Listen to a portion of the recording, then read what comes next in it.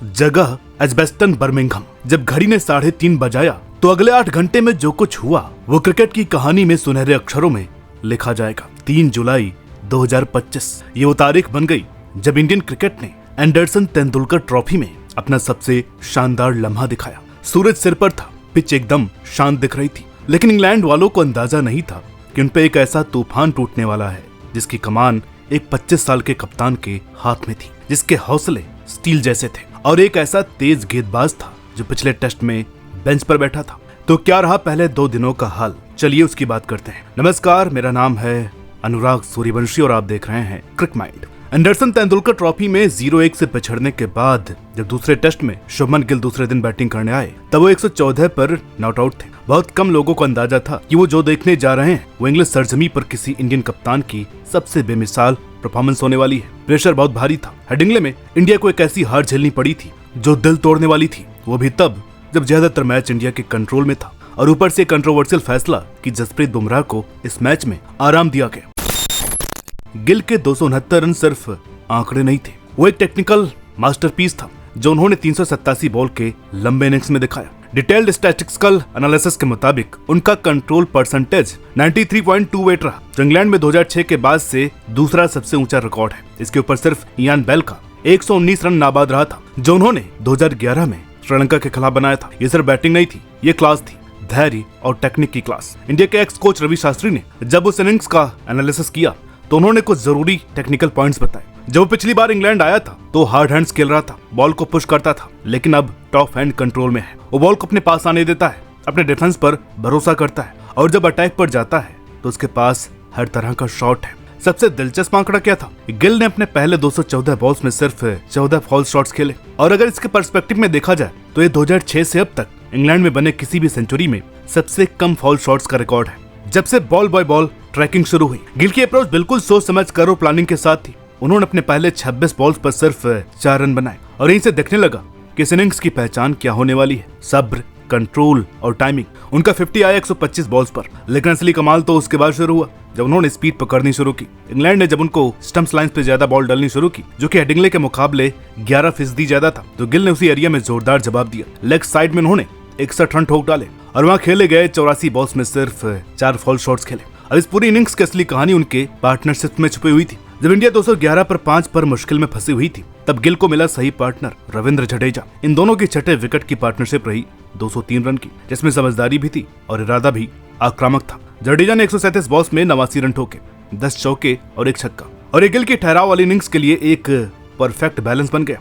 जैसे जैसे गिल की इनिंग्स आगे बढ़ती गई वैसे वैसे रिकॉर्ड्स एक के बाद एक गिरते गए, जैसे किसी ने डोमिनोज की लाइन गिरा दी हो। जब वो 200 पहुंचे तो इंग्लैंड में डबल सेंचुरी मारने वाले पहले इंडियन कप्तान बन गए। 221 रन पर उन्होंने सुनील गावस्कर का 46 साल पुराना रिकॉर्ड तोड़ा, यानी इंग्लैंड में किसी इंडियन का सबसे बड़ा स्कोर। फिर 255 पर उन्होंने विराट कोहली के 254 नाबाद को पीछे छोड़ा और बन गए टेस्ट क्रिकेट में सबसे ज्यादा रन बनाने वाले इंडियन कप्तान। अब सिर्फ गिल ही आर्किटेक्ट नहीं थे, उनको शानदार साथ मिला रविंद्र जडेजा और वाशिंगटन सुंदर का। गिल जडेजा की जोड़ी इस वक्त सामने आई जब इंडिया का मिडिल ऑर्डर लड़खड़ा चुका था और टीम को एक मजबूत दीवार की जरूरत थी। जडेजा ने अपने स्टाइल के हिसाब से आक्रामक गेम खेला जिसमें इंग्लैंड के बॉलर्स एक लाइन या रिदम सेट नहीं कर पाए।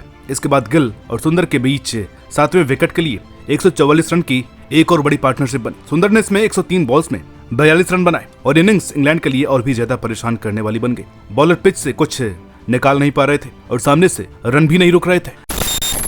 इंग्लैंड के बॉलिंग फिगर्स देखने से एक बात साफ हो जाती है, उन्होंने लगातार प्रेशर तो बनाया लेकिन उसका कोई खास इनाम नहीं मिला। शुएब बशीर पर सबसे ज्यादा भार पड़ा, उन्होंने 45 ओवर डाले जिसमें 167 रन दिए और सिर्फ 3 विकेट मिले। उनका इकॉनमी रेट ये दिखाता है कि इंडियन बल्लेबाज कितने आराम से स्पिन को फेस कर रहे थे। जॉश टंग ने 28 ओवर में 119 रन देकर 2 विकेट झटके और जो आमतौर पर भरोसेमंद माने जाते हैं क्रिस वोक्स, उन्होंने भी 25 ओवर में 81 रन देकर सिर्फ 2 ही विकेट लिए। सबसे दिलचस्प बात यह थी कि जैसे जैसे इनिंग्स आगे बढ़ती गई इंग्लैंड के बॉलर्स की लाइन और लेंथ बिगड़ती चली गई। बेन स्टोक्स को मजबूर होना पड़ा कि उपाय टाइमर्स का सहारा लें, जैसे हैरी ब्रूक और जो रूट। ब्रूक ने तो सिर्फ 5 ओवर में 31 रन लौटा दिए और उन्हें कोई विकेट नहीं मिला। अब गिल की बैटिंग को पोएट्री मोशन कहा जाए तो आकाशदीप की बॉलिंग एकदम थिएट्रिकल थी। ये वही 28 साल का तेज गेंदबाज है बिहार से, जिसे पहले टेस्ट में नजरअंदाज कर दिया गया था, लेकिन इस टेस्ट में बुमराह की गैर मौजूदगी में उन्होंने ऐसा परफॉर्म किया कि हर आलोचक की आवाज बंद हो गई है। 7 ओवर 1 मेडन 36 रन और 2 विकेट। लेकिन सिर्फ नंबरों से उस इम्पैक्ट को समझा नहीं जा सकता। उनका पहला ओवर महंगा था। इंग्लैंड के ओपनर्स बेन डकेट और जैक क्रॉली ने 12 रन ठोक दिए। ऐसा लग रहा था कि इंग्लैंड ताबड़तोड़ स्टार्ट लेने वाला है, लेकिन फिर आया उनका दूसरा ओवर, डबल विकेट मेडन, जिसने पूरा खेल पलट दिया। जिस पिच पर इंडिया की इनिंग्स के दौरान कोई खास मोमेंट नहीं मिल रही थी, उसी पर आकाशदीप ने जो मोमेंट निकाली वही उन्हें स्पेशल बनाता है। उनका हिट द डेक लेंथ वाली अप्रोच और बस इतनी सी मोमेंट निकालना कि बल्लेबाज डगमगा जाए, यही उनकी ताकत रही। इंडिया के x wicket keeper Deepdas Gupta ने जब उनके स्पेल को एनालाइज किया, मुझे लगा बॉल थोड़ा बहुत सीम कर रहा था और इंग्लिश बैटर्स शायद इस सोच कर आए थे कि आकाशदीप पर अटैक करेंगे, लेकिन मुझे लगा बॉल पिच से थोड़ा थोड़ा निकल भी रहा था। अब डकैट का आउट होना तो एक आर्ट पीस था। ऑफ स्टंप से बाहर लेंथ बॉल, डकैट ने कवर के जरिए ड्राइव करने की कोशिश की, लेकिन मोटा एज लगा और गिल ने थर्ड स्लिप पे लाजवाब कैच पकड़ लिया। अगली बॉल पर ओली पॉप, जो डिंगले टेस्ट में सेंचुरी ठोक कर आए थे, वो पहली गेंद पर गोल्डन डक पर आउट हो गए। बॉल पहले अंदर आई और फिर हल्की सी बाहर और बस बैट का किनारा और विकेट की तरफ मार्च पास्ट। जसप्रीत बुमराह को रेस्ट देने का जो फैसला लिया गया था, वो फैसले की तो जैसे बैंड ही बजा दी गई। एक्सपर्ट से लेकर फैंस तक सबने सवाल उठाए थे कि बुमराह ने पहले टेस्ट में 5 विकेट झटके, तो फिर क्यों उन्हें बेंच पर बिठाया गया। लेकिन आकाशदीप की धमाकेदार परफॉर्मेंस ने टीम मैनेजमेंट के इस फैसले को सही साबित किया और ये भी दिखा दिया कि इंडिया की फास्ट बॉलिंग यूनिट कितनी गहराई वाली है। आकाशदीप तक का सफर भी किसी फिल्मी कहानी से कम नहीं है। जहां आकाशदीप हेडलाइंस में थे, वहीं दूसरी तरफ मोहम्मद सिराज ने भी कमाल का सपोर्ट किया। उनके फिगर्स थे 7 ओवर 2 मेडन, 21 रन और 1 विकेट, और विकेट था जैक क्रॉली का। 8वें ओवर में एक ऐसी गेंद जो हल्का सा बाहर निकली और एज लग गया। सिराज का विकेट इसलिए भी अहम था क्योंकि इससे आकाशदीप का क्रिएट हुआ प्रेशर बरकरार रहा। इंडिया के इस विशाल स्कोर का जवाब इंग्लैंड ने एकदम खराब अंदाज में देना शुरू किया। उनके टॉप 3 बल्लेबाज जैसे मेंटली थक चुके थे। अब आखिरकार 151 ओवर तक उन्होंने फील्डिंग जो की थी, बेन डकैट का आउट होना ये दिखाता है कि वो जरूरत से ज्यादा जल्दी अटैक करने की कोशिश कर रहे थे। ओली पॉप का गोल्डन डक एक क्वालिटी बॉलिंग के सामने उनका कोई जवाब ही नहीं था। थकावट और प्रेशर दोनों का असर था। जैक क्रॉली का आउट होना इंग्लैंड के लिए सबसे ज्यादा निराशाजनक था। शुरुआत में थोड़े से शट लग रहे थे, लेकिन एक ऐसी गेंद को खेलने की कोशिश की जो छोड़ सकते थे और कैच गया सीधे करुण नायर के हाथों में फर्स्ट स्लिप पर। शॉर्ट सिलेक्शन सवालों के घेरे में रहा।